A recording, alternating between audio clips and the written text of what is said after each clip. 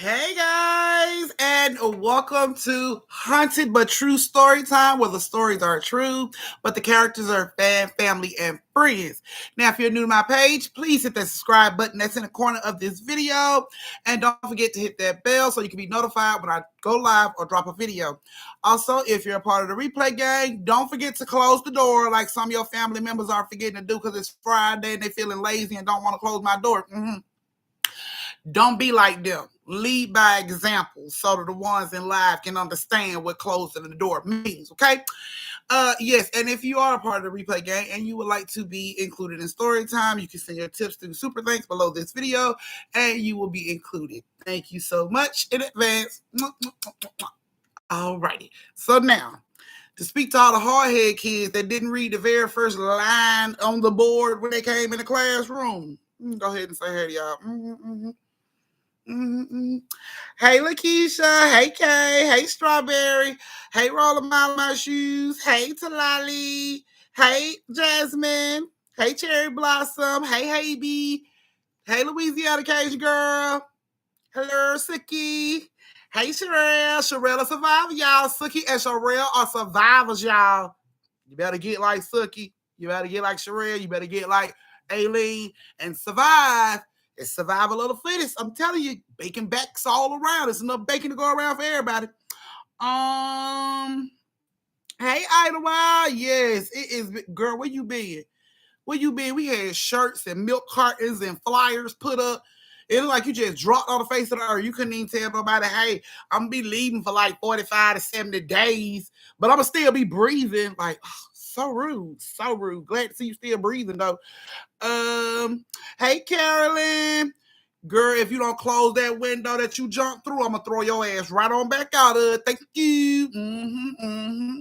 You better close it, fix it, nail it up, whatever you need to do. I don't want the heat in here, okay? Oh, I want the heat in here. Yes. Hey, Step. Oh, it's your birthday! Hey, it's your birthday, Suki! Hey, congratulations! Happy birthday! Turn up, girl. You ain't been turned up all day. Like, what have you been doing with your life all day long? Like, today, girl, you supposed to be turned.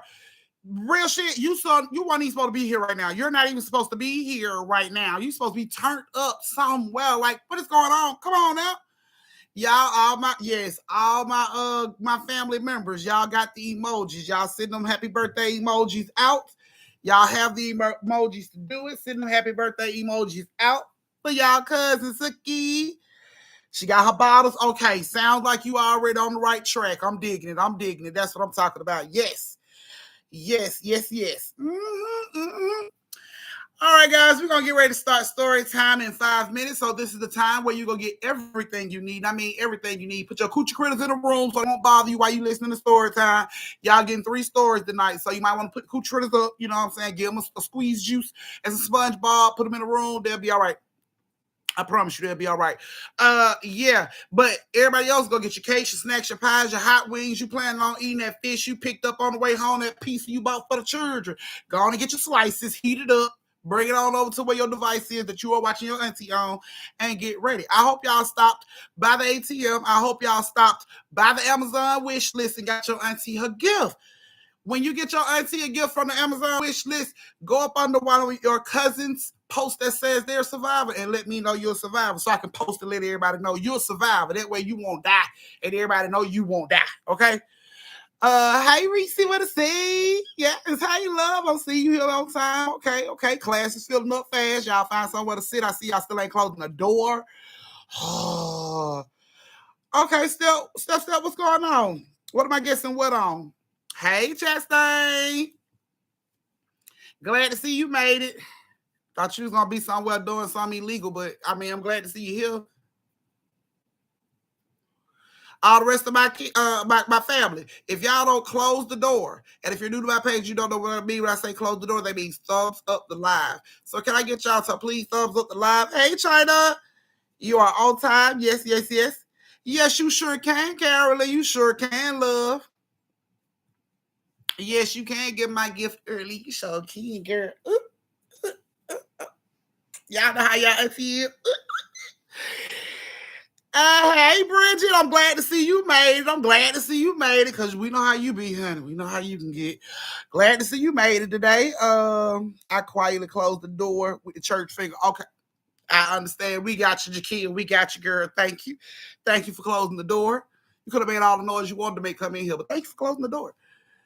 Yes, y'all tell y'all cousin happy birthday. Y'all tell her happy birthday. Yes, Bridget, because we know how you is. We know how you is, boo. We know how you is. We ain't got to live in the house with you to know how you is.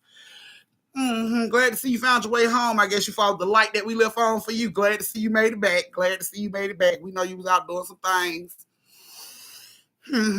We're not going to speak on here. But we already know. The family know. We know when any female is missing, we already know why. Either she got a hole or she being put in one or the other. So we just prefer y'all let us know what's going on so we won't think the other. You know what I'm saying?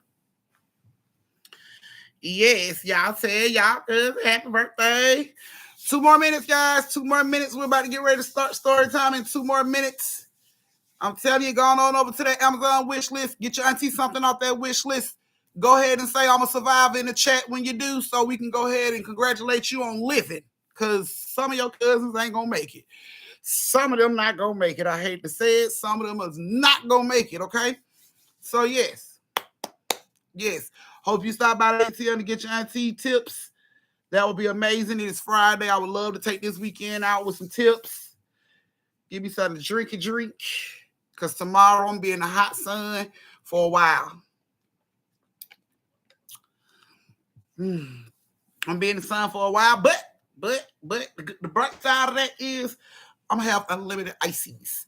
So I'm going to be okay. I'm going to keep you some water, but I'm going to have unlimited ices. Yes. I know you have drove him crazy. Maybe if he was on story time, he'll get a break. He'll get some peace in his life. I know he be thinking, damn, you don't go on YouTube no more? Every time you came in there and started something. And another thing, you don't go on YouTube no more. I know you missed that YouTube lady. Why you don't go on the YouTube lady no more? I bet he was trying to push your ass on the YouTube. Go to YouTube. Go on YouTube. Talk to them people because you are driving me up a damn wall. Go to YouTube.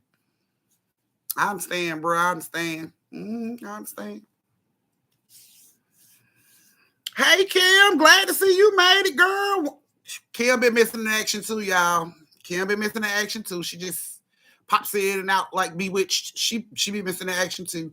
But she had some things going on that she had to settle. Now that she's settled, she's here. She found her way back home. Your room's still available.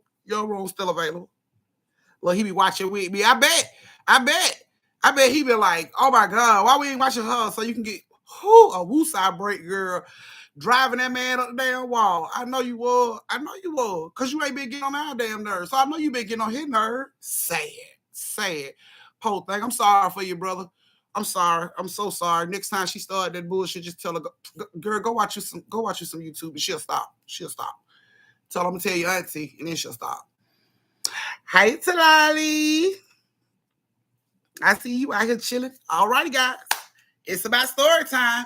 So if you guys are back, you ready? You got everything you need. You ready to kick this story time off? Give it them thumbs, give it them thumbs, give it them thumbs. Thumbs up the live, thumbs up the chat. Thumbs up the live, thumbs in the chat. I need 2 thumbs from everybody.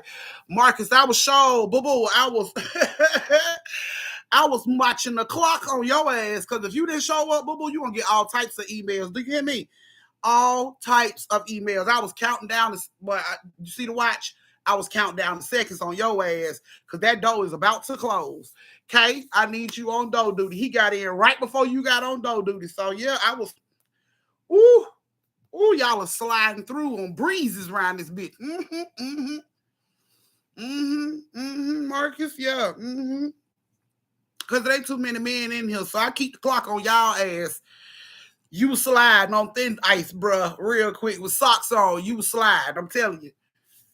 I was sure waiting to start this story time without you. I was going to blast your ass like, I'm going to send that email time. I'll get all story time. All righty, guys. So, our first story for the night has Reese with a C, Ken, and Tasha. Reese with a C, Ken, and Tasha. Now, I seen Reese with a C. I ain't seen Tasha or Ken. Ain't no telling where they at. Probably on their knees and not praying. But we're going to have to start story time without these ladies. Okay, let me see if everybody got their thumbs. Tabitha, girl, you sliding on thin ice too, girl. About to close the door and start story time. You about to be late. Sweetie, you are not Tasha. You are not Tasha, sweetie. Tasha washes her hands and her ass and her hair and her clothes. You're not Tasha, okay, sweetie? Stop. You're in denial. You're delusional. Okay? It's okay. It's okay, because we still love you, bitch. But we know you're delusional, okay? Thank you, Talali. Girl, they matching my dress. It matches my dress. Hey, matches my dress. Hey. Carolyn, you stay your grown ass from off and up on them bleachers. I'm gonna tell your mama you around here trying to make her goddamn grandma early. I'm gonna tell her. Look, she got her bowl of cereal ready. That's what I'm talking about. All righty, guys. So, like I said, Tasha, Reese, and Ken. I hope you ladies enjoy your story. Like to hear it. Here we go. Now, Tasha started college like any other, high school graduate. She was getting ready to start college, but she didn't really know how to do everything. So when she got to college, of course, when she got to her counselor to try to get, her board, her room, her dorm and everything, dorms had filled up. Apparently, she was supposed to send paperwork out a couple months before this to solidify her room, but she didn't do that. So she just shows up on campus thinking they were just going to give out rooms, and that isn't how it goes. So she was turned down. They told her they didn't have no room for her, but she could check out like the little college post board. People be looking for roommates. She may be able to find something there. So Tasha decided to do that. She goes down to the post board. She see all these different postings of people looking for roommates. So she take a few of them and she start to call people and talk to them. Now, a couple of the people that she was talking to, one person that she called about being a roommate, the guy just sounded weird. He was talking about, he'd be up between the hours of 3 and 7, and if that's a problem. And she was like, oh, that's a problem. So she decided not to go that route. So she go through all these calls or whatever, and she runs into Reese and Ken. Now, Reese and Ken had their flyer up there, and they done had several of their numbers taken or whatever. So she decided to give them a call. She spoke with Reese. Reese told her she can come on over, meet her and Ken, and see the room. Okay, cool. So that's what Tasha did. Next day, Tasha got up. She called Reese, let her know she was coming over to see the room and talk to her and Ken. They were both there. She went over. She spoke to them. They seemed pretty chill. They seemed pretty cool. Nothing weird. Nothing out of the ordinary. She goes to see the room. The room seemed pretty cool. It's a decent size. She should be good in here. So she was like, okay, cool. I want to go ahead and get this room. And they was like, okay, that's fine. They told her she can go ahead and get the room, move her stuff in. So Tasha thought everything is sold up. Everything is locked. I got my boarding. I got my classes, I'm good. So she gets her stuff and she bring it over. And, that night they sat down and ate dinner together, talked about where each other came from and, what schools they went to and all that stuff. And after they got through eating that night, everybody went in their bed, when they room went to bed. Now, Tasha's in the bed asleep, and around 3 a.m., she hears the kitchen cabinet slamming, like somebody's looking for a plate or a cup or something. It's just like back to back, continuously slamming, like they checking every cabinet in the kitchen. Now her door is closed, but she can hear these cabinet doors slamming. Bow, bow, bow, bow, bow, bow. So she gets to a point where she pick a pillow up, she put it over her head to try to drown out the sound. That's not working. She finally pulls the pillow up and she was like, "Can you please stop?" Loud as she could. But it continued. Bow, bow, bow, bow, bow, bow. So Tasha gets up. She snatches open her bedroom door. She storms into the living room. And right before she can get into the kitchen, the front door open and Ken and Reese's come through the front door. So Tasha turns around and she like, "Was y'all just in the kitchen?" And they like, "No, we just got here." She like, "You lying. Y'all was just in the kitchen." She goes and look in the kitchen. All the cabinet doors are closed. Nobody's in the kitchen. She comes back out. She was like, "Y'all wasn't just in the kitchen." They like, "No, you see us coming through the door. We just got here." Tasha thought they were playing with her. Tasha like, "These bitches on some bullshit." So she decided to just storm off and go into her room and close the door. She do that. Now, the second night in this apartment, while she's in the bed asleep at 3 a.m., Tasha's waking up to somebody's breathing right here on the side of her face. She opens her eyes and she cannot move. Her whole body is paralyzed. All she can do is move her eyes around. She can't scream. She can't yell. She can't move. She can't do anything. She's just looking around this room with her eyes. That's all she could do. And then she sees her door, her bedroom door is cracked. She sees the door cracked. She sees a black figure like sliding really quickly into her bedroom. And it's like huge. This shit stands in front of her door. She sees it standing in front of her door and it walks around her bed. She watches it walk around her bed. And as it's coming up to the side where it can come to her face, it like stops and it looks at her. And she's looking at this shit and she can see like it's just dark. You know what I'm saying? She can't really see the eyes, but this shit is facing her as if it's looking at her. Then it backs up. And she's still stuck, like she can't move. She's watching this thing move around the room. And when it backs up, it gets to the foot of the bed and then it drops down. And she's looking down at the foot of the bed and then she see her cover starts to rise up from the foot of the bed. She feels the pressure of somebody climbing on the foot of her bed, crawling up this bed under her cover. She see the hump of this person's body coming up the bed. She can't scream. She can't move. She can feel this thing brushing against her body as it's crawling up the bed. And then it just goes down in the bed and she sits straight up. She screams. She jumps out of the bed. She backs up against the door, falls to the floor. Ken and Reese don't know what the hell going on. They run over to the door. They beating on the door like, hey, you good, you good. And Tasha jumps up. She opened the door. They run in and she is just belligerent. She frantic. She's screaming. She's talking a mile a minute, pointing at her bed. And they just like, what? Calm down. But Tasha is freaking the fuck out. So they take Tasha out the room and put her in the living room. And they sit down, bring her a cup of water, try to calm her down. Like, just calm down. We can't understand what you're saying. Calm down. So when she finally calms down, she tells them exactly what happened to her in the room. When she says that, Reese and Ken look at each other. And they look back at Tasha. They tell Tasha, maybe it was a dream. And Tasha was like, no, this wasn't no fucking dream. I felt this. I saw this. It wasn't a dream. Ken was like, well, maybe you imagine it. I mean, maybe you're just tired. And Tasha's like, no, that's not what's going on. I'm telling you what the fuck I saw. Like, do you really think if I imagined something like that, I would have jumped up screaming the way I did? Reese and Ken was trying to convince her, that's that it was nothing. You was just dreaming. But Tasha refused to go back in her bedroom. She like, I'm not sleeping in that bedroom. I'm not going back in there. Can y'all sleep in here with me? Like, can y'all sleep in here with me? Because I'm scared. At this point, I'm scared. So Reese and Ken was like, it's nothing to be scared of. We'll sleep in the living room with you. It's nothing to be scared of. And that's what they did that night. They ended up staying in the living room that night. The next day, Tasha gets up. She talked to Reese and Ken. She asked them, like, what the hell is going on? What is going on in this apartment? And they're like, nothing. I don't know what you're talking about. And she's like, something was in that room. Like, what is going on? They kept saying, nothing.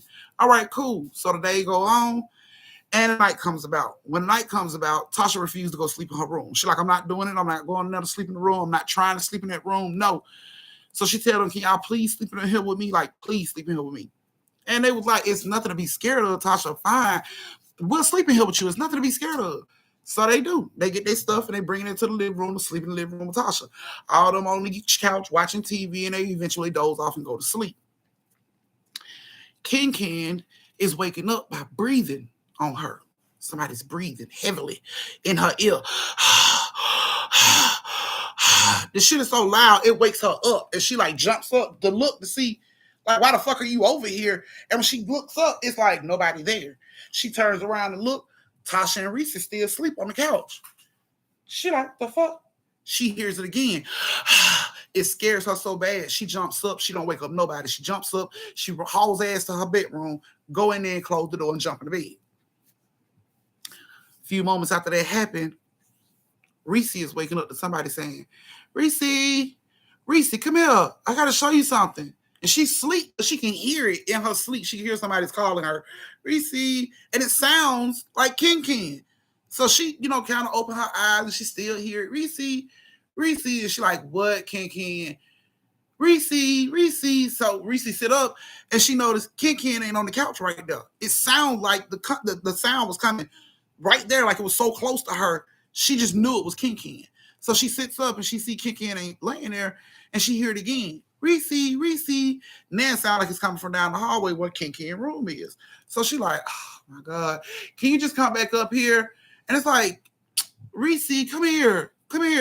So Reese like, fine, man. She half sleep. She gets up off the couch.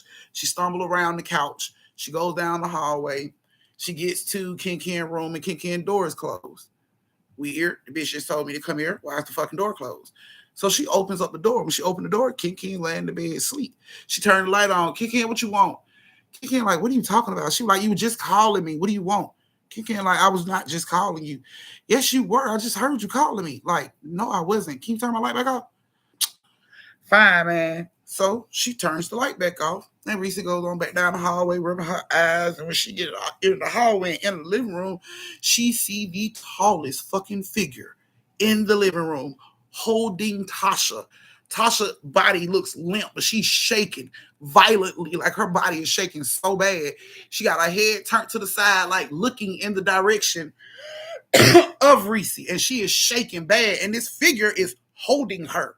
Like it's holding her in the air, and she sees this. So when Reese sees it, she screams, and Ken comes flying out the back bedroom, and she slides and she hit the corner. She see the exact same shit. They see Tasha shaking violently, looking over there where they at. This shit is holding her off the fucking ground. Like she's basically maybe like 5 to 10 feet off the couch she was laying on. She's right over the couch, but he has her off like he's gonna take her ass somewhere. Ken sees this. Reese is frozen. She's stuck. Like she can't believe what she's seeing right now. Ken just pick up the first thing that was around her, which was a Bible right on the table. She picks that Bible up. She slung that Bible as hard as she could. When that Bible got over in the area of where Tasha and this thing was, this shit let Tasha go. Tasha slams back to the couch. This thing vanished just like that. The Bible hits the ground. Boom. When they saw the Bible looked burnt. It looked like it had been burnt. It was a regular Bible when she threw it, when she let it go. But when they went and got it off the floor after it went through whatever the hell that was, it looked burnt. It like it had been burnt. The edges was burnt. The cover was burnt. It looked burnt, and they didn't understand that. But Tasha wouldn't stop shaking. It was like Tasha, and her eyes were still open. She was shaking. Now her nose is starting to bleed. They scared. They don't know what the fuck going on, so they call 911. Like, look, come get her. So, of course, they rush and get there, and Tasha's still shaking when the ambulance get there, and they like, what happened? What's going on? What happened to her? And they like, just help her. So the ambulance people get Tasha, and they put Tasha in the ambulance, and they rush her to the hospital. Of course, Ken and Reese rushed to the hospital, too, to find out what's going on. When they get there, they had to wait for a couple hours, but then the doctors come out, and they talk to them, and they ask them, when did she get into this car accident? And Reese and Ken like, what? No. Our friend came in. She was shaking. She had blood coming from her nose. Her name Tasha. And the doctor like, yeah, Tasha, when did she get in this car accident? What the hell? She didn't get in no car accident. What are you talking about? And the doctor like, She didn't get in no car accident. No, she didn't get in no car accident. What are you talking about? He like the injury that this girl has bleeding on the brain as if her head was slammed so hard into like a dashboard or something. Like her head, her brain is bleeding. Like she had to be in an accident. And they like, no, we were at home, like sleep, and this happened to her.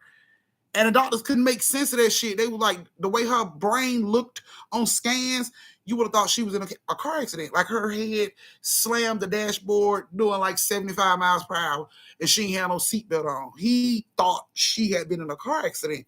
He couldn't believe that shit. Like, you lying. She had to be in an accident. They like, no, she was at home. And he's reading over the paperwork. He like, this ain't making no sense. And he rushed back off and go back into, the room where he was going. He rushed back off, and they like, what the fuck? Like she was just laying there, like she didn't fall that hard. She didn't drop that far. Like it shouldn't have caused bleeding on her brain. Like it's crazy. And they heard that a little bit, they showed up a couple more days afterward, but she was in the hospital for a long time. They showed up with flowers and balloons, and then, eventually after a few days, they didn't really come back to see Tasha no more. So Tasha was in the hospital for a while.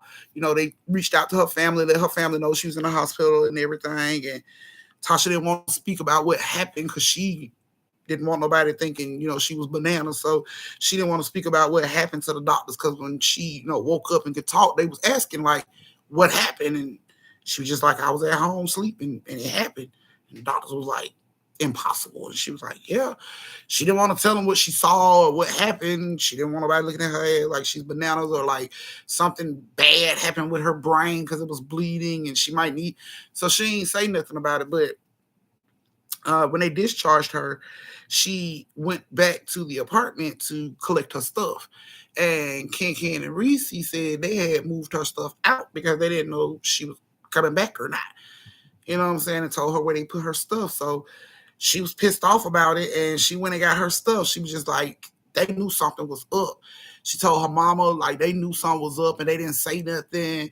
She went and got her stuff. And while she was picking up her stuff, it was another girl in there getting her stuff out of storage. And, of course, Tasha and this girl bump, you know what I'm saying? Like, hey, how you doing? And they get to talking. And she ends up telling them, I went through this crazy situation with a roommate, with these two roommates. And she tell them what happened to her. She tell the girl what happened to her. And she tell the girl about the listing that she found, for the roommate. And the girl told her, she said it's apartment, and she told her the apartment number and letter. And Tasha was like, what the fuck? Like, how do you know who I'm talking about? And the girl was like, oh boy, you should have never roommated with them. And Tasha was like, what are you talking about? Why would you say that? And the girl was like, oh, let me see.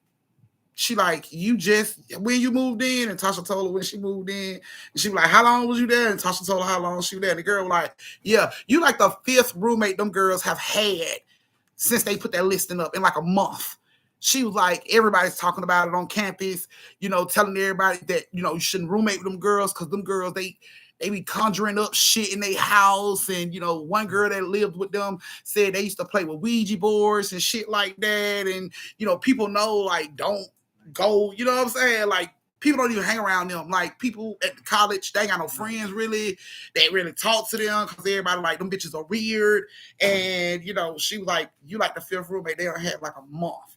And everybody's pretty much saying the same thing. This big fucking figure was like haunting them in that fucking house. Like nobody's ever been able to stay with them like longer than a week. She was like, they was going through roommates so fast. She was like, at one point the school was telling kids like, well, we know these girls who has a house, you know what I'm saying? They may have a spare room because the girls had a spare room. But then when the complaints started coming back to the school about what was going on in their house, the school started using them, you know what I'm saying? Start telling people or referring people to them. So they decided to post the flyer to still get people to come in. I don't know what the fucking end game was with what they was doing. But apparently Tasha made the fifth roommate that they had in like a month. So these people are staying like 3 days and then they out. And then the next person comes right in. And these girls are going through roommates like draws, like it ain't making no fucking sense. And the school stopped referring people to them because they was, they told the school they had an extra spare room. Their other roommate left, so they had a spare room just in case somebody needed a room to stay in. So the school, if a girl came to them or a boy came to them and said, I couldn't find boarding. I couldn't find an apartment. I ain't got nowhere to stay. They were like, well, these girls that's got a house right off campus, got a room. You might should talk to them. And that's what they was doing. But then they noticed the pattern of everybody that they referred to them coming back saying they were creepy. It was something going on in that house. They devil worshippers. Like, it was all type of shit to come back. And the school was just like, they're not referring nobody else to them. You know what I'm saying? Because they kept coming back. Reese and Ken kept coming back telling the school, like, we got space. Why haven't you sent anybody? And the school was just like, we don't feel comfortable, giving referrals out to housing to students. We just let students find it on their own. So they decided to post a flyer. Mm-hmm. They decided to post a flyer, and that's how Tasha met them. So the girl warned her. She was like, don't do that, girl. Don't even talk to them on your spare time. Like, leave them girls alone. And Tasha learned a hard lesson that almost took her life. But she learned her hard lesson, honey, and she was so happy that the girls put her shit. After hearing that, she was so happy the girl put her shit out. Like, I'm so glad I didn't have to go in around them just to get my stuff. It was already out here. So that's what she did. She got her stuff, honey. Her mama talked to some little apartments in the area, and she was able to get her an apartment for herself. She didn't have to roommate with nobody. Her mama was able to get her apartment, like, right on campus, you know what I'm saying? And she was able to do it like that. That was the only thing that saved her. Because if Tasha had to go back and live there, ain't no telling what the end game was. Ain't no telling what the end game was with them girls, what they were trying to do. So, yeah. That was you guys' first story. This is your brief intermission where you get to go to the bathroom, get yourself a drink, retwist your twisties, refill your shot glasses, go over and tip your auntie, and meet me back here in 3 minutes for the second story of the night. Yeah, so Reese, I hope you like your story. You was creepy, but you didn't die. But if your auntie don't get a gift, you may not be so lucky next time. Yes, the school was actually referring people to them. Like, what? Like, if anything bad would have happened, me out of suit the fuck out this school. If anything bad would have happened, I'd have sued the school because they sent me there. They sent me there. Everything been fine, Kim. I've been doing everything, I can do and supposed to do and staying away from. So everything been fine on my end. Tootsie's at her bestie house. She's always at her bestie house. Her bestie has a pool in the backyard. So I'm a friend in. So she's trying to get it in. So I told her bye. I go pick her up. So she told me come pick her up Sunday so we can take her to get some school supplies and then drop her back off at her friend's house. I'm like, girl, oh my God. And then come pick her up later that night. Like, oh my God. Because school starts Monday for them. So I had to do open house. That's why I couldn't do story time because I had to go to open house with her. She's a cheerleader. So she had to cheer at open house and everything. And she got her pendant. I don't know if y'all seen it. I posted on Instagram. She got her pendant because, she was a cheerleader when the girls won the state championship. So they got pretty little pendants since they were cheerleaders when the girls won the championship. They got some pretty necklaces. They look like class rings, but it's not ring. It's a pendant to go on their necklace. Now, the basketball team got rings, but the cheerleaders got pendants, and I think they are so cute. Yes, it's already time for school to start back. Yes, I'm so happy. There is a God. That little girl asked so many questions. She be wanting to do so much stuff. She get on my nerves. She be wanting so much. Oh my God, I'm so glad there's school going back. Like 8 hours I get to Woosah without mama, can you, mama. So yeah, I'm good, Kim. Nah, I like my character. I like my story, even though my character was a weirdo. Sometimes that's how it comes out. All righty, guys. So is anybody else a survivor? Did anybody tip their auntie? Nope.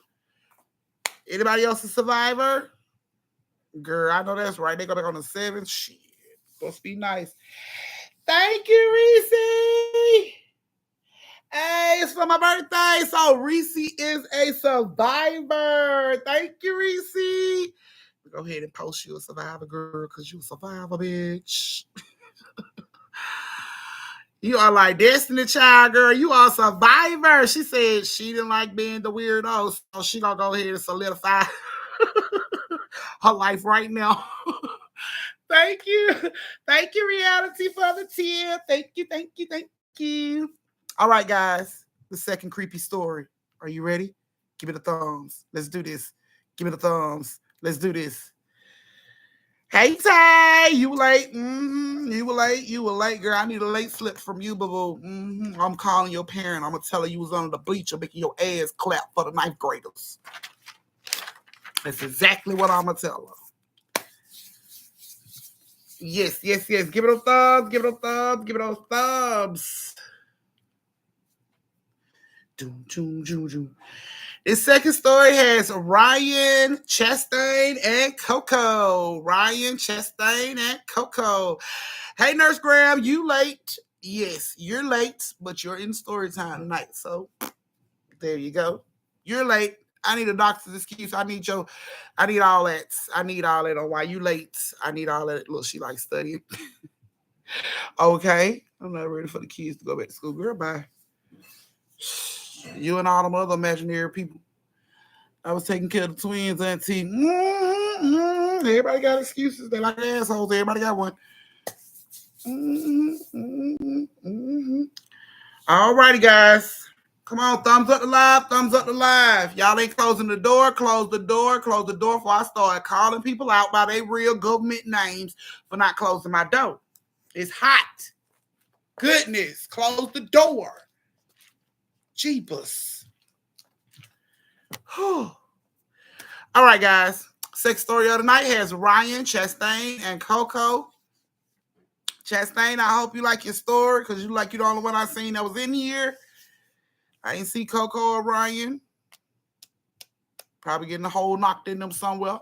But that's their business, not mine. So, yeah. Ryan, Chastain, and Coco, hear you guys' story. Like to hear, here go. Now, Ryan and Chastain are sisters. Coco is Chastain's daughter, and they live apart. But they got a phone call that their mom was getting really, really sick. It was, it is Reese with a C. Yes. Okay, Reese with a C. Yeah. Okay. Right. So, so Ryan and Chastain don't live together. They live in separate areas, but they got a phone call that their mom was really, really sick. She had been sick, but it was getting bad at this point. And they was getting a phone call saying that the family need to come together and surround her because it ain't gonna be too many more days. So Chastain decided to pack up Coco. Ryan decided to come get her, and they decided to drive down to see their mom together. Thank you, Nurse Graham. Thank you, Liv. So they decided to ride down to see the mom together. Now, on the ride there, of course, they was sad. It was a somber, quiet ride because everybody was sad. They knew what they was going to, basically. So when they pull up, Ryan and Chastain and Coco get out the car. Chastain tell Coco, go play. You know what I'm saying? Because she knew it was sad on the inside. There was other family there. People were crying. She didn't want Coco to be all sad. So she told Coco, go play. So Coco was like, okay, go play. So her and Ryan go on in the house to go see their mom. So Coco's outside playing with the dog by herself, just playing with the dog. And then this little girl comes over and she's like, hi. And Coco's like, hi. She's like, that's a pretty dog. And Coco was like, thank you. She's like, can I play with you and the dog? And Coco was like, yeah. So the little girl comes over and she rubs the dog and she runs and the dog chase her and Coco ran, the dog chase her. And at one point, Coco stopped playing. She just started staring off, looking sad, looking like she was about to cry. And the little girl noticed that Coco was looking like that. So she walked over and she asked Coco what's wrong. And while she was talking to Coco, Ryan and Chastain is in the house, greeting other family. Thank you for coming. They cousins and uncles and stuff. Thank you for coming. Thank you for coming and everything. And they go into the room and they see their mom just laying in the bed. She's not moving. The doctor's like, she's pretty much gone. She's brain dead. He but the family decided, we're going to go ahead and turn off the machine. So we wanted her to be surrounded by family when we do that. And of course, Ryan and Chastain just bawling, they cry, and they sitting there, apologizing to their mama for everything they ever did to hurt her, disappoint her. And the doctor was telling them, like, at this point, she's brain dead. Like she don't hear anything y'all saying. But that don't mean you should stop talking or stop touching on her. Maybe she'll know you here. She can feel you. So they just continue to cry and apologize and everything. And then at one point, Ryan was like, "Can I have the room? I want to, I want to talk. I want to say goodbye to my mom." So the doctors and Chastain and everybody else got up and left. So Ryan sat there on the side of the bed and she was just looking at her mom crying. And she was like, "Mom, I'm so sorry.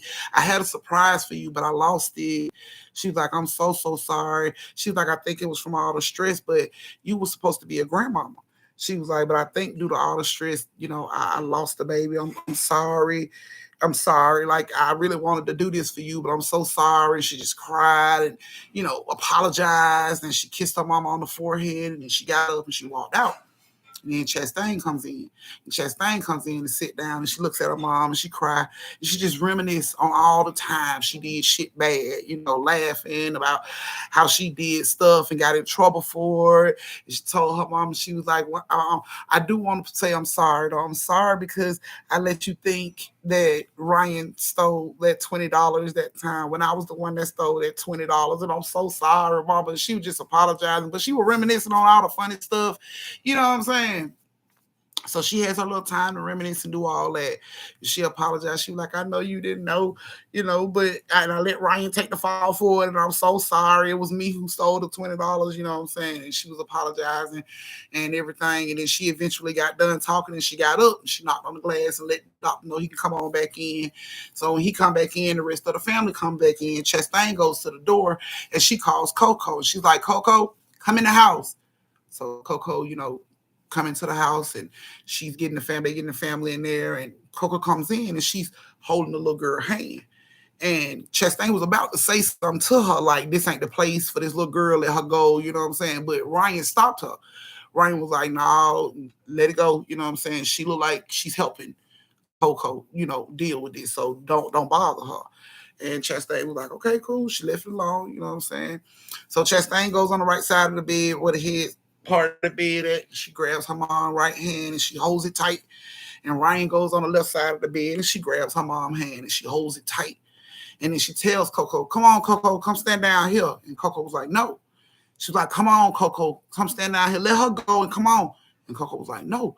She was refusing. She's like, "No, no." The rest of the family telling her, "Come on, girl, girl." "No, no, no." She started crying. "No, no, no." And Chastain like, "Baby, come on." She like, "No, no." And her little friend grabbed her hand, like squeezed her hand tight. And she looked at Coco. And Coco looked at her friend.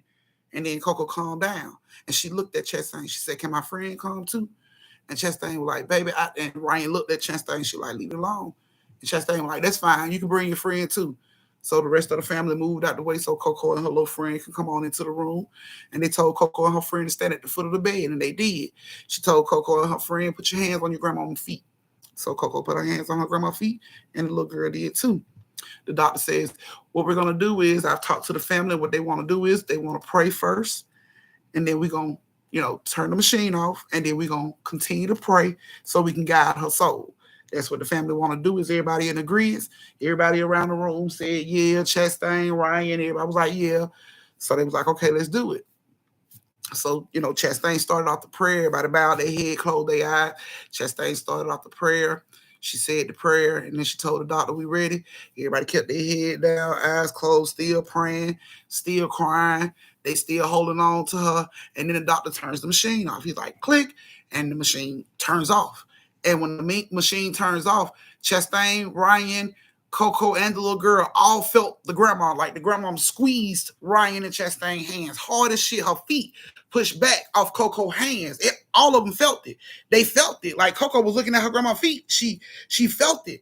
And Chastain just held her mama hand tight, and Ryan held her hand tight, and they just felt her body go limp. So they just kept praying. Nobody looked up. Everybody kept their eyes closed. They were crying. The whole room was crying, but they just kept praying, kept praying, and kept praying, and kept praying. And then when they got done praying, everybody like looked up and took a deep breath. And Coco looks up, and her friend is gone. And she's like, "Where my friend? Where my friend go?" And everybody in the room like, "What? Where did she go?" Like she was standing right there, and Coco loses it. I want my friend. Where's my friend? She's flipping the fuck out. So Chastain comes around and she picks her up and she tell her, look, something maybe it was too much. Maybe all this sadness and crying was too much for your friend, and she left. It's okay. She'll be back when she feel better. And it kind of made Coco feel better. So Chastain picked up Coco and she took her on out of the room. The rest of the family cried. Everybody that didn't get a chance to touch their mama got a chance to walk up and touch her body and everything before they called the people to come get her out of there. So everybody was in the living room and they watched them, go in and get her body out the bedroom and bring her out and everything. And after they left, it was food and everything for everybody to eat. So they all sat down and ate and consoled one another and cried together and everything. And Coco was just sitting off to the side by herself. And she was crying, but she was just sitting off to the side by herself. And Ryan noticed she was over there by herself. So Ryan gets up and she goes over there and she sit down and she said, Coco, it's okay. I know you upset about your friend, but maybe it was too sad. And she went home. She'll come back when she feel better. And she was like, no, I'm crying about grandma. And Ryan was like, grandma, okay. She okay. And Coco was like, I know she okay. I know she okay. She was like, you still worried about your friend though, huh? And she was like, well, I am sad about my friend. And Ryan was like, I don't want to just keep calling her your friend. What's her name? And she was like, Missy Boo. And when she said that it was like plates and silverware hit the floor. Like, just started to drop. And Ryan froze. Her eyes got big. She looked at Coco like, what the fuck? And Chastain noticed she wasn't even in the room, but she noticed she heard the plates dropping. She heard the gasp. She's like, what the fuck? So she comes out and she's like looking at everybody. Everybody just looks stuck. Like she walked into a mannequin challenge. Ain't nobody moving. Everybody just stuck looking at Coco. So Chastain walks around and she comes over and she's like, Ryan, what's going on? And Ryan stands up and she announced to the family. She said, hey, excuse me, can I get everybody's attention? And everybody's looking at Ryan. And she's like, can I ask everybody a question? Did everybody see the little girl that Coco came in with? And everybody in the family was like, yeah, because everybody saw the little girl come in with her. And everybody was like, yeah, we saw the little girl. And she said, Coco, can you tell the family what your friend's name is? And Coco was like, Missy Boo. And everybody was just like, and Chastain even looked at her like, what? And she said the name again. And Chastain was like, huh? She was like, Mama, you know her. She know you. You know her. And Ryan is looking at Chastain like, what the fuck? And she like, what do you mean? We know her. We don't know her. I didn't know that little girl. She like, she know you. She know auntie. She know uncle. You know what I'm saying? She just started pointing people out. She know him. She know him. Baby, what do you mean she know us? She don't know us. And then Coco sat down like she got frustrated like, Grandma, so she told me that I shouldn't cry about grandma. She said I shouldn't cry about grandma because grandma's not gone. Grandma's gonna always be with me. She's here with me right now. She told me that, Mama. That's what she said. And everybody was like, okay. And she was like, and she told me that she had to go. She said grandma couldn't stay here no more, that she had to be invisible. She had to be around me, but she had to be invisible. And she couldn't stay here no more because she said she had a grandson that she had to watch out for until we all meet again. And Ryan is looking at Coco like, she said, what? And she repeated it all over again. She was like, she said she had a grandson. She said, grandma said she had a grandson and she had to protect her grandson until we all meet again. And Chastain kneeled down to get out of eye with Coco. And she said, Coco, don't play. Don't play like that. That's not funny. And she said, I'm not laughing, Mama.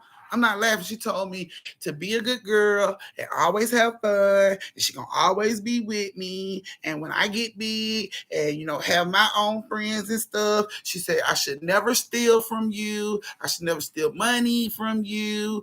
Like her baby stole from her. She said, but I think she was talking about her baby dolls, her doll babies. She like her baby dolls stole money from her. So, and she told me not to steal money from my mama, like her baby stole from her. And she told me everything gonna be fine. And she said she got her name Massey Boo. She said her daddy named her Massey Boo, and her brother started messing her name up because he couldn't really say her name when he was little, and he called her Messy Boo.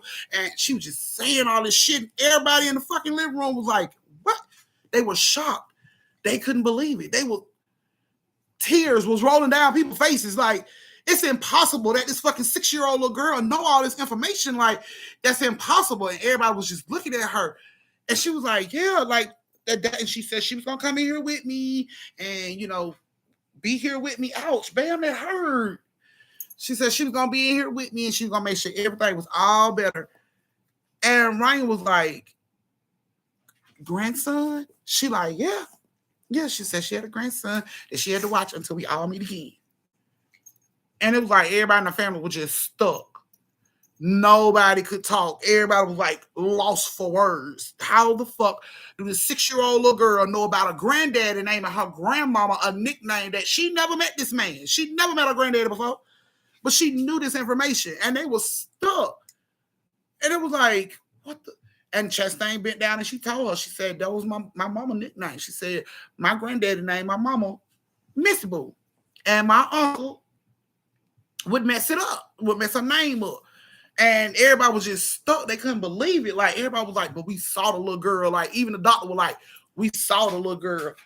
Bam. Look, I don't want to play 5. I don't want to play 5. Go on, now you doing Toots' job. See? But yeah, she couldn't believe it. They couldn't believe it. The doctor couldn't believe it. The doctor was like, they saw the little girl. Like, one of the relatives ran into the room, into Ryan's mama's room, ran into her room, went into her closet, started going through her stuff. You know what I'm saying? And she pulled out a picture of the grandma as a little girl with that exact same dress on, with that exact same ponytail cocked to the side, with that big ass ribbon on it, that just like the little girl that walked in the house looked like. The doctor said he wouldn't have believed that shit unless he saw it. He was like, if anybody would have came to him and told him they saw the spirit of a dead person as a little girl right there before she, like, and then everybody was just like, what happened? Do you think when you pulled a plug, the little girl disappeared? They started trying to analyze what could have happened because the picture was there. The little girl had on the exact same dress, the exact same hairstyle, the exact same nickname, and she was gone when everybody got through praying.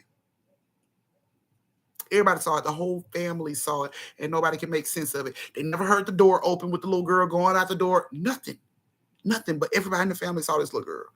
And ain't no way in the hell Coco had that type of information. At 6 years old, she wouldn't have known nothing about her granddad, her great-great-granddad. She wouldn't have known that man. But she had all that information. So, yeah, the family feel like because they was grieving so hard about her mom, about Ryan and Chastain's mom, that she decided to show up and soothe the one person that was grieving the hardest that nobody really took time out to notice was grieving the hardest. So, yeah. That was you guys' second story. This is your brief intermission where you get to go to the bathroom, get you something to drink, retwist your twisties, refill your shot glasses, go over and tip your auntie, and meet me back here in 2 minutes for the last story of the night. You try to go out the door to your daddy. Babe, your son wants you. I told him that. He was standing at the door waiting on you.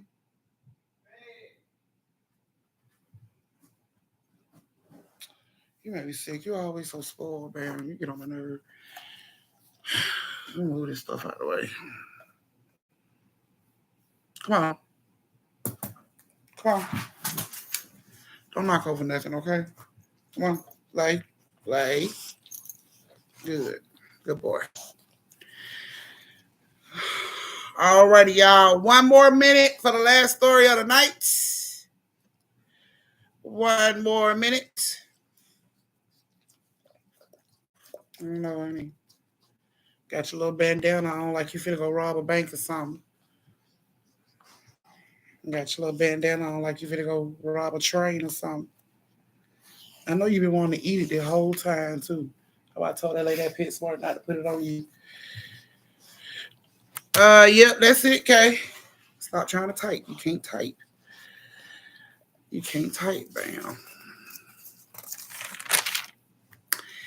Yeah, well, I mean, you thought that one had you like that. The last one's gonna get you. All right, guys, it's time for the last story of the night. The last time to go tip your auntie. I know, right, Nurse Graham? He wants some American Deli Bones. He was all over here trying to confess for American Deli Bones. Bam is 2 years old. Yep. His birthday is on New Year's Eve. He's 2 years old. He a big boy too. All righty. So the last story of the night has Evelyn, Sequoia, Alicia, and Nurse Graham. He right here. Yeah, you did, but then he started giving me the puppy dog eyes about how that wasn't fair. So I just put him here. He wanted some loving, so I just put him up here.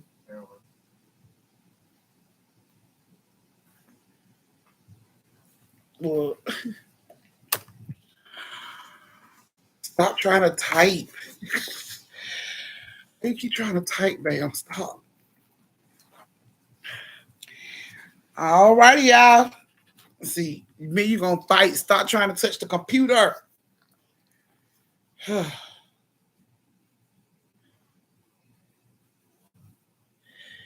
Y'all know what? Y'all know my baby favorite word is TREATS.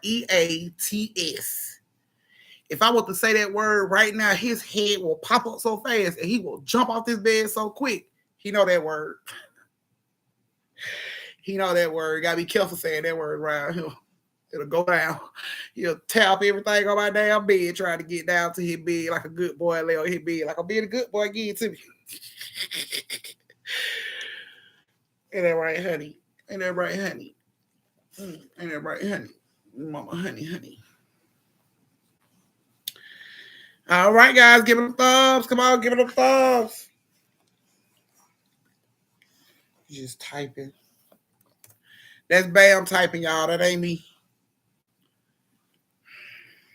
He waiting on me to say that word so he can run off my bed all extra crazy.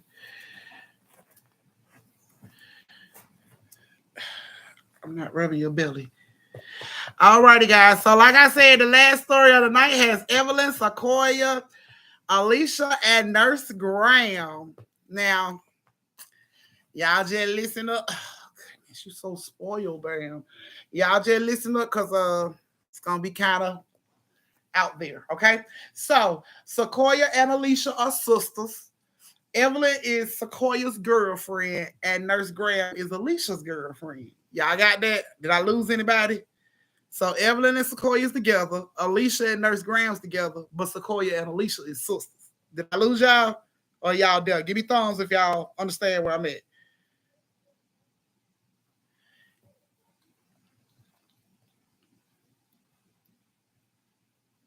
Okay.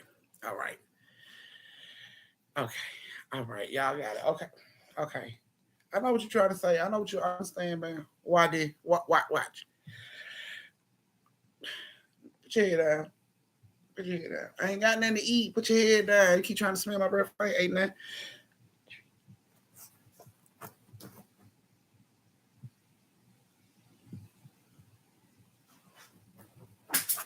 Yeah, I knew. I knew. I knew. I knew. Like. All right, guys, give me a second. Let me get him one of the words. Like. You come back here.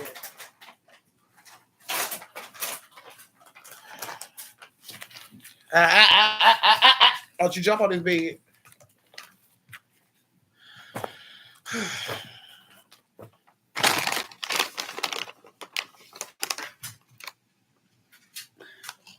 This is mine.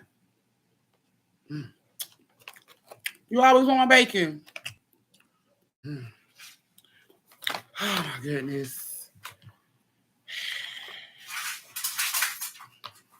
Yeah. Yeah. Bed.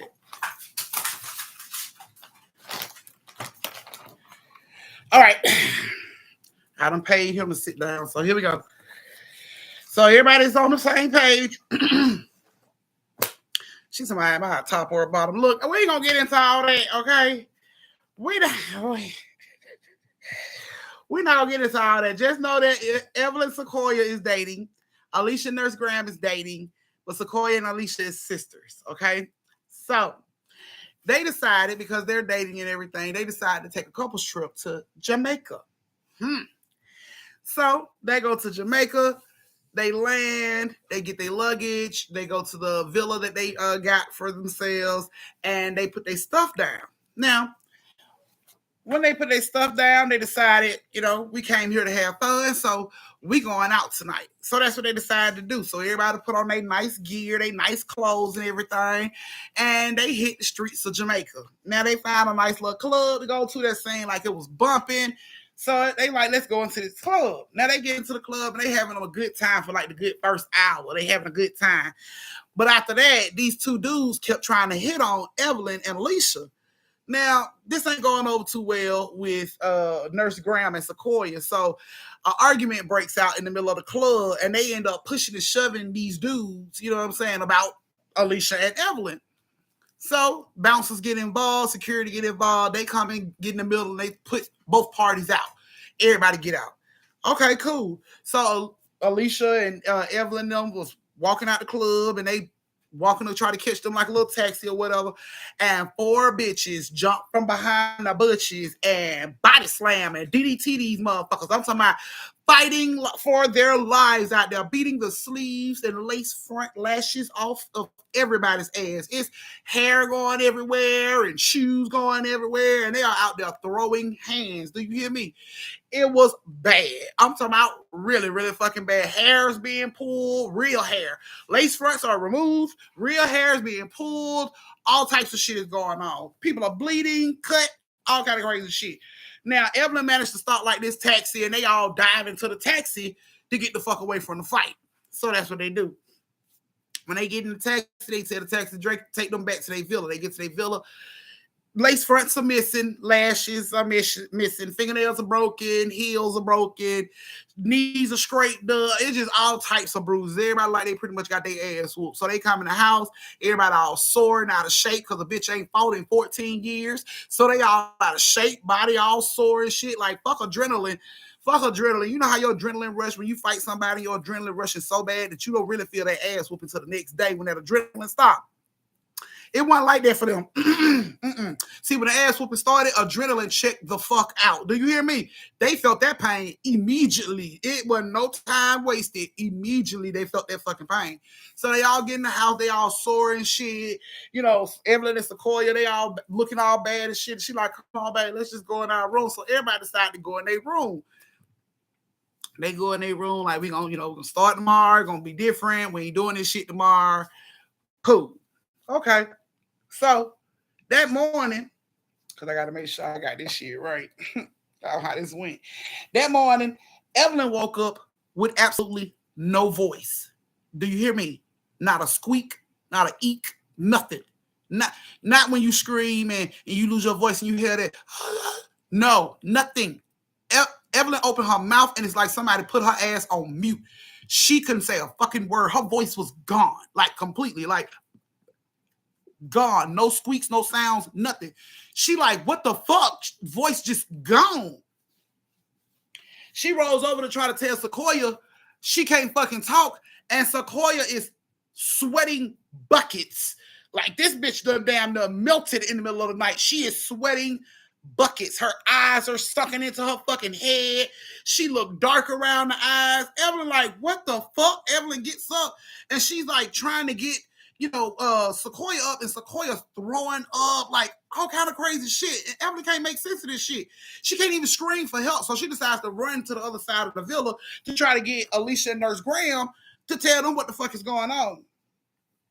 So when she gets around now, when she gets around now, Nurse Graham is like, I can't see. She like, it's blurry as fuck. Like, what is going on? I can't see. Like, everything in her eyes is blurry. Nothing is focused. She's rubbing. She's trying to do all this. Nothing is helping her. Her vision is completely fucking blurry. And they can't find Alicia. Like, where the fuck is Alicia? So Evelyn goes outside to look for Alicia, and Alicia is asleep in the driveway with mud on her fucking foot. Like, what the fuck? So Evelyn goes out there, pick her up, like wake her up and bring her back into the house. This is weird. This ain't making no sense. Alicia like, how the fuck did I get outside? Like, how did I get outside? Why did I have mud on my feet? Like, none of this shit is making sense. They decide to go to the hospital. They get Sequoia up out the fucking bed. They put a Nurse Graham in. All of them decide to go to the hospital. They get to the hospital. The doctor basically tell them, It'll go away. It'll go away. You probably got bit by a bug you ain't used to. You know what I'm saying? It'll go away. Don't worry about it.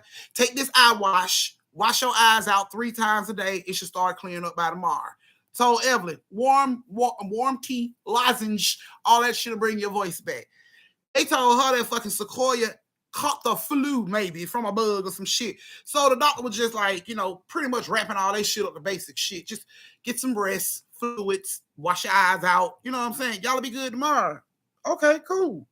So they go back to the house, they get everything they need, fluids, medicine, all this shit, and they go on back to the house to buckle in to take care of this sickness so everybody can be better. Okay. Get up next morning, Evelyn still ain't got a voice. Not a sound, not a creak, not a peak, not nothing. She looks over and it looks like Sequoia has lost 17 pounds in the middle of the fucking night. She is shrinking on the side of Evelyn. I'm talking about her jaws is sunken in so deep you can see her bones, her facial structure. I'm talking about eyes sunken in real deep. She's sweating buckets. Evelyn's crying like, babe, please, what's going on? Like, tell me what's going on. Sequoia can't even talk. She's so weak. She can't sit up. She can't do nothing. She's just laying in the fucking bed, dying from what it looked like to Evelyn. So Evelyn gets up. She runs into the room.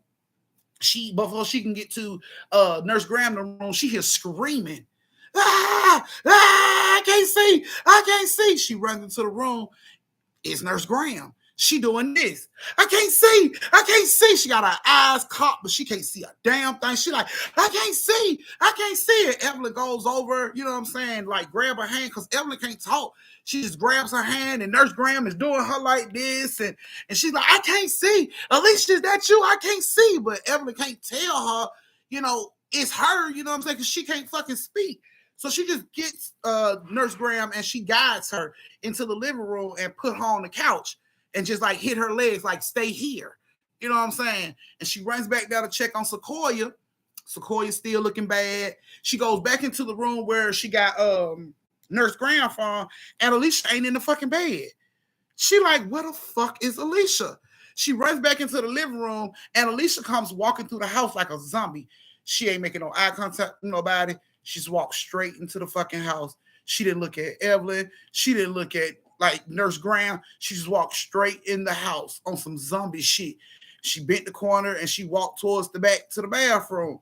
Evelyn sees this, and Evelyn runs down the hallway to go to the bathroom to see what's going on. She goes into the bathroom, and Alicia's still standing there just looking fucking dazed. She barely like moved. She's rocking and shit. And Evelyn's like looking at her, and she mouthing, what's wrong? Where were you? What's wrong? And Alicia like locked eyes with Evelyn, and she opens her mouth to throw up, and maggots come out of her fucking mouth. Like she had a mouthful of fucking maggots. She just opened her mouth, and it's just all maggots coming out of her fucking mouth.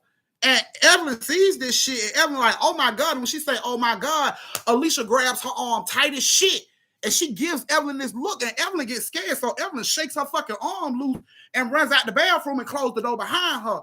She just holding the door. Alicia ain't trying to push it. She ain't beating on it. She just closed her ass into the bathroom. While she holding the bathroom door, she hears somebody say, hello, is somebody home?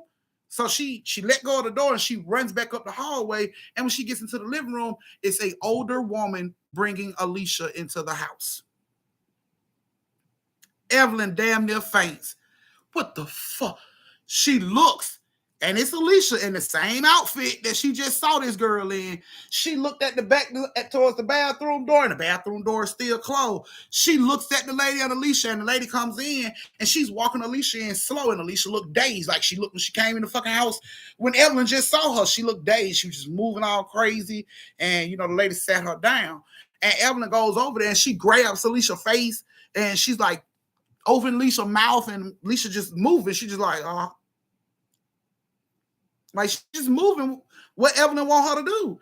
And Evelyn looks at the lady, and she was like, thank you for bringing her back.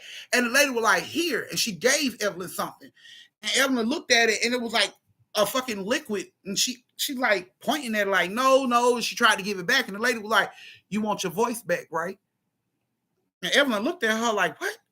She was like, drink the elixir, give it a few minutes, your voice will come back. So Evelyn tried to give it back to her. She was like, you don't want to talk? You don't ever want to talk again? And Evelyn looking at her like, the fuck? You know what I'm saying? And the lady was like, you got enemies, don't you? And Evelyn looked at her kind of weird. She was like, take the drink. And Evelyn took the little bottle that she had in her hand and she drank it. And the lady told her, sit down. She said, sit down and wait a few minutes and you'll be better. So Evelyn sat down. The lady started walking around. She walked over and she looked at, Nurse Graham, and Nurse Graham like, who is that? Who is that? Who is that? And then she was just looking. She pulled Nurse Graham's eyes open, and she walked over to Alicia, and she was looking at Alicia, and Evelyn's just sitting there looking at her, watching her walk around the room. And she said, you got enemies, huh? You made enemies since you've been here. And Evelyn, with the softest sound, was like, yes. And she noticed her voice was coming back. And the lady was like, don't talk. Just let the cure work. You know what I'm saying? You can just nod. And Evelyn shook her head. Yeah. She said, this is the wrong place to make enemies, baby. You don't know what goes on down here. And Evelyn just looking at her ass. And you know what I'm saying? She started telling Evelyn, people do, she called it obey. She said people do curses on people. And, if you wrong somebody can put a curse on your ass. She like you, you had your voice taken from you. And Evelyn like, what? And she like, don't talk. Just let it work. She like, you had your voice taken from you. And she was like, whoever you wronged took your voice. She was like, but what I'm trying to figure out is how they get all the stuff they needed to do it. They would have needed hair and blood and all that. And Evelyn just started thinking back to the fight. These bitches came out of nowhere. We didn't even have beef with these bitches in the club. They just came out of nowhere and jumped on us. So Evelyn started thinking about that shit like, oh, man, you know what I'm saying? The lady started laughing. She said, set people up like that all the time. What the fuck? So Evan's like, this happens all the time. And the lady was like, don't talk. She was like, yeah, this happens all the time. People do horrible things to folks that's wrong with them. And she was like, we didn't do nothing. Like, she was shaking her head like we didn't do nothing wrong. And the lady was like, okay. You know what I'm saying? So she comes over and she looks and she says, oh, you got another friend, don't you? And Evelyn's like, Sequoia. You know what I'm saying? And she takes the lady to the back and the lady looks at Sequoia and she's like, oh boy. Yeah, she ain't gonna make it. Yeah, she ain't gonna make it. And Evelyn like, what? She like, yeah, she ain't gonna make it unless. And they walked out the room. And Evelyn running behind the lady like, what? Unless what? You know what I'm saying? Her voice is trying to come back. So she's like, unless what? Unless what? And the lady said, have a seat. She said, I can give you the cure that'll fix everybody in this room, but I'm going to need payment. So Evelyn was like, we ain't got that much money. We ain't got a lot of money, but we'll give you what we got. I just need you to fix, my girlfriend. I don't want her to die. I don't want her sister to die. Like, I just need you to fix this. You know what I'm saying? So the lady said, I can fix it. She said, but the payment going to be 3 strands of hair from all 3 of y'all. She said, 3 strands of hair from all 3 of y'all is 3 years off each of y'all life that y'all give to me to save y'all life. Everyone said, what? 3 years of our life? Are you serious right now, lady? Look, I got money. We got money. We can give you money. And the lady was like, I don't want money. She said, I don't want money. I just want 3 strands of hair from all 3 of y'all heads, from all 4 of y'all heads. She said that adds up to 12 strands. She said that gives me 12 years. She said, y'all ain't gonna notice it. You ain't gonna notice 3 years missing. You ain't gonna notice it. It's 3 years. She's like, you do 3 years on your head. You ain't gonna notice that shit. And Evelyn looks around and she's thinking about Sequoia. And she see Alicia just in this fucking daze, not doing nothing, not responding to nothing. And she's just like, okay, how about you just take it from me? And the lady was like, oh, no. So you're saying you want to give me all 12 strands from your head? She said, yeah. She said, don't you think it'll be better if you take 3 from each one of y'all? She said, that way you won't be missing 12 years. You'll only be missing 3, and they won't even know what happened. You'll be a hero. You saved everybody, and won't nobody be the wiser. They ain't going to know what's going on. Everyone stood there. She was looking around. She was contemplating. Should I? But then I got to tell them. And the lady was like, they won't know. They won't know unless you say something. You don't have to tell them nothing. You can just tell them you went to the store, you got medicine. And now everybody's better. You ain't got to tell them nothing. All I want is 3 strands from each one of y'all. And everybody can live their life. Evelyn was thinking about Sequoia, thinking about Alicia. She said, you know what? I decide you can take it from me. I'm going to give you all 12. She said, I'm young. Evelyn said, I'm young. I'm in my 20s. I'm young. I'm not going to miss 12 years. I'm going to live for a long time. She said, I might live to 60, 70 years old without those 12 years. I'm not going to miss it. You can take it from me. Don't take it from them. Take it from me. And the lady said, it don't matter where it come from. I just want you to know what's going to happen, the consequences and everything. I want you to understand before you make this deal. Now, you can simply go over there and cut 3 strands off her, get 3 strands off her, 3 strands off the girl in the back, 3 strands off yourself. Wake up tomorrow, everybody feel better, and won't nobody know what happened. But you sure you want to do it this way? Evelyn said, I can't let nothing happen to my sister, man. I love her. And I definitely love my girl. I can't let nothing happen to her. So I don't want them to take no years off their life. I give up the hair. So the lady said, fine, do what you do. So Evelyn took the 12 strands out of her head. She traded 12 strands. The lady gave her 3 bottles. The lady said, safe travels back home. She walked on out the door. Evelyn rushed to give Alicia the elixir, to give Sequoia the elixir, to give Nurse Graham the elixir. And she waited. The whole day, everybody pretty much like fell asleep after they drunk that shit. And the whole day, everybody pretty much asleep except for Evelyn. She was just up waiting on some type of sign that everybody's doing better. Eventually, Evelyn falls asleep. When she wakes up the next day, she hears Nurse Graham screaming, hell yeah, hell yeah. So she like jumps up, what the fuck? She like, bitch, I can see, I can see you ain't brush your fucking teeth. Go brush your fucking teeth. And she like, you can see me? Bitch, how many fingers I'm holding up? Tell me how many fingers I'm holding up. Bitch, I can see you still got that funky ass dress on you had on the other night. Go take that shit off. Thank you. Alicia gets up out the bed like, why is you so fucking loud, man? Like, it's too early in the morning. She like, oh, bitch, I can see your ass didn't give me no ass last night either. Get the fuck up out the bed. We turning up today. Evelyn see how up everybody is. She flies in there and run through the goddamn hallway, slide into her room and open the door. And Sequoia's up brushing her teeth. Babe, what we doing today? Oh my God. Oh my God. You good, babe? You feel better? She like, I don't know, man. I just woke up and shit. I felt better. Everything, I'm good. I ain't throw up, nothing. I'm good. She ran over and hugged Sequoia so tight. Oh my God, babe, I was so worried about you. She like, girl, I ain't going nowhere. I'm here. You can hear the other 2, Alicia and Nurse Graham up there. We ready to go. Let's go hit these fucking streets. Evelyn went on out. They all went on out. They had a good time. Evelyn was quiet as shit, though. She didn't really say nothing. She ain't really talk like she normally do. She was just watching them. She was just admiring the fact that they felt better and, everybody was doing better. And she didn't say nothing about what happened. She didn't say nothing about what happened until her deathbed. So 13 years after leaving Jamaica, Evelyn was diagnosed with COPD at a real young age. She was diagnosed with COPD. And it got to a point where she was about to pass. And, they came to see her and wanted to be with her and everything. And that's when she finally broke down and told, Nurse Graham and Alicia what she did and Sequoia what she did. And they didn't believe her. They was like, stop lying. Don't say that. Don't blame that on what's going on right now. Like, that's not what happened. We all just woke up and we felt better. It was God. We prayed and we all woke up better and we've been better since. Like, that's nothing like that happened, Evelyn. Evelyn was like, yes, it did. And before she could say anything else, Sequoia said, yes, it did.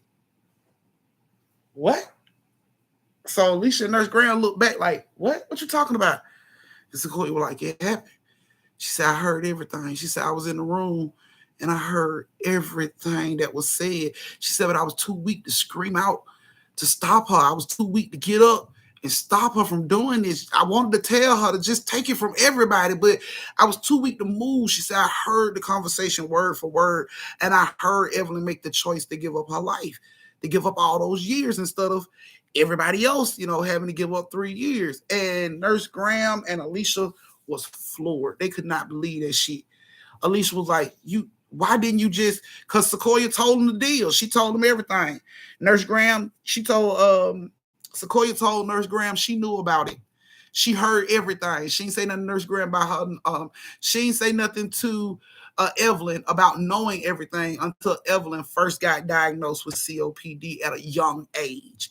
That's when Sequoia finally broke the secret and told her she heard everything that day. She knew what Evelyn did. And Evelyn told her, I don't want you to say nothing to my sister, or, I don't want you to say nothing to Nurse Graham or Alicia until I'm ready to tell them. And she was ready to tell them on her deathbed. And Sequoia confirmed everything. She told him exactly what the lady said. She said she never saw the lady. She said the lady was a blur to her. She never saw the lady. She said, but the lady told her that she was going to die, that Sequoia was going to die, and that, everything, the Nurse Graham was going to go blind. She told Evelyn all that, and Evelyn made the choice to take all the strands of hair from herself instead of everybody else.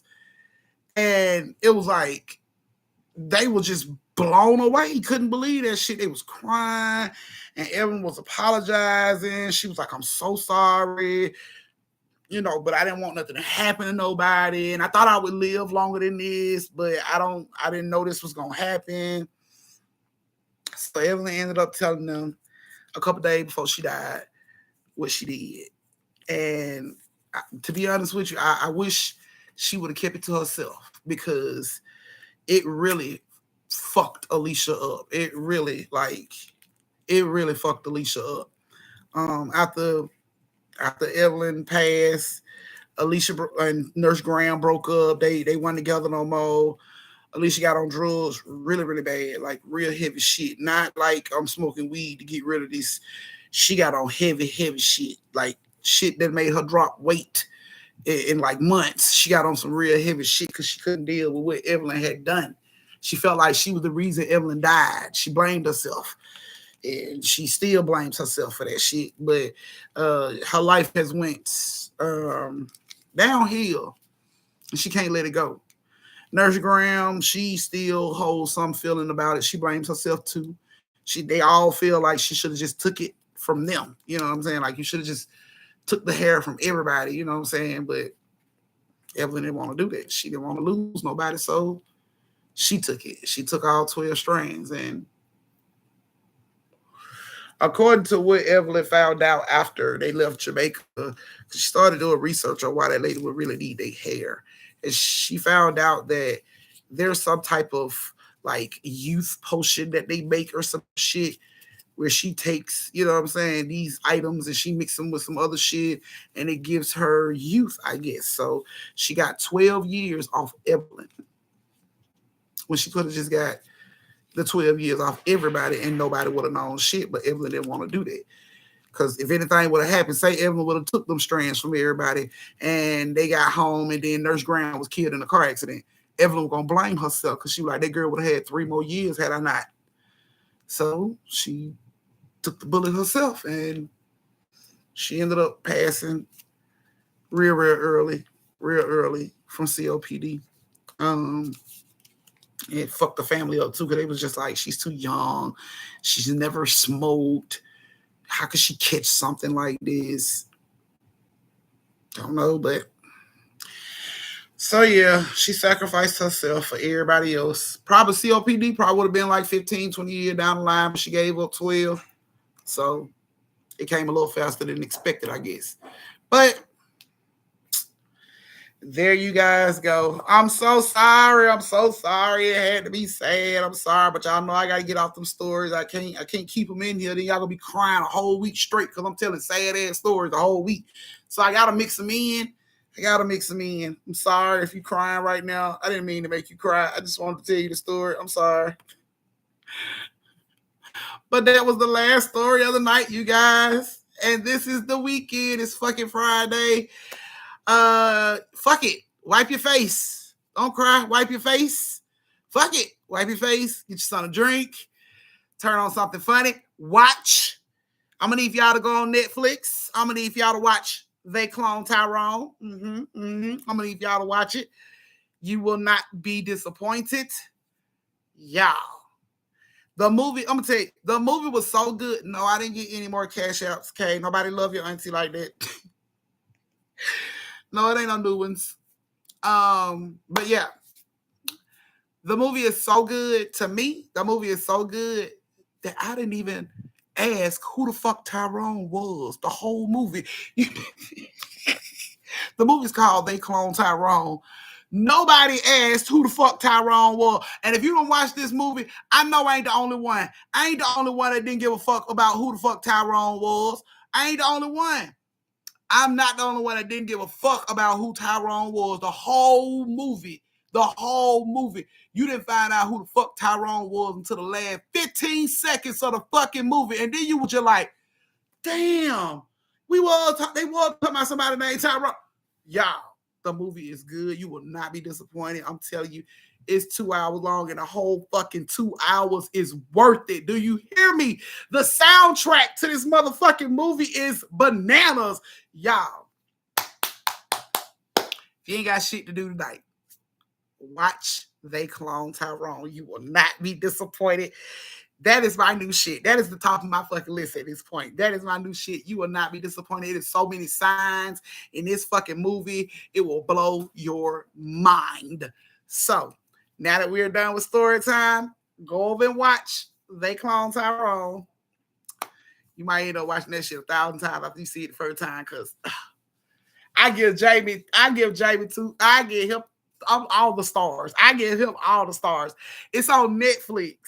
I give Jamie all the stars. I give John Bodega all the stars. He played his motherfucking role. And now, when I seen that boy, because the first time I seen John Bodega, I seen him in Attack the Block. It was a movie called Attack the Block, where him and his little friends in London having to fight aliens and shit. That's where I first seen this boy at. But baby, I'm talking about standing fucking ovation. Love the movie. You will love it. So y'all go ahead and look, I start crying. Good night, family. My new book. Good. Stop crying. Yes. So y'all go ahead, get on, watch the movie, have y'all a good time. If you like it, leave your little comments on the community page so I can be like, yep, that's what I thought too. And I see y'all next week, Tuesday.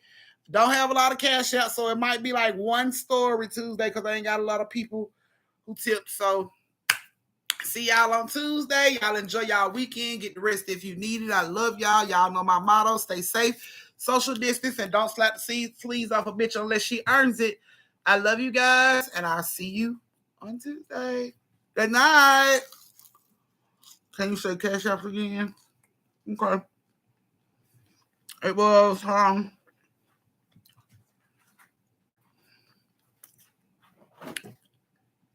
on, okay.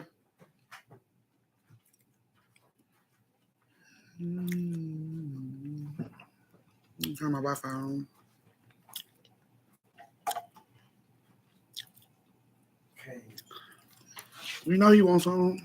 He see me with it. He like, Mama got some. She eating over there. Now I was saying he want to be my best fucking friend. It deleted it. Okay. Okay, so it was Reese with a C, Reality, Nurse Graham. Well, Reality had a tip for $5. Nurse Graham and Chastain. So it was Chastain, Nurse Graham, and Reese with a C. One story. You got it, okay?